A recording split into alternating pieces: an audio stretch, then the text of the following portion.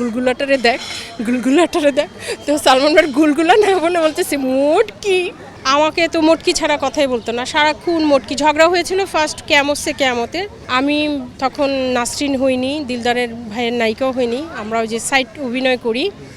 তখন ওই গাছের নিচে দাঁড়িয়ে আছি, এই বেলা যাচ্ছে যাচ্ছে শাবনুর আপুর মৌসুমী আপুর সাথে একটা পিকনিকের সিন ছিল, প্লেট খেলা। তো সন্ধ্যার পরে তাদের একটা গান ছিল, ওই যে ট্রলিতে করে হ্যাঁ মেরে হাম সফর, ওই গানটা ছিল।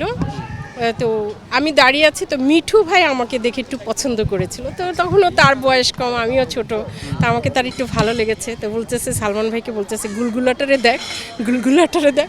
তো সালমান ভাইয়ের গুলগুলা না বলে বলতেছে মোটকি। আমি কে রে? তো দেখি সালমান ভাই আর মিঠু। তো আমি হচ্ছি ঢিল মারবো, কিন্তু তো আবার যখন মোটকি বলছে ঢিল মারতে গেছি, মিঠু আর সালমান ভাই কী করছে, পেয়ারা গাছ ছিল ওখানে ছোট ছোট, লাভ দিয়ে দুজনে পেয়ারা গাছের উপরে উঠছে।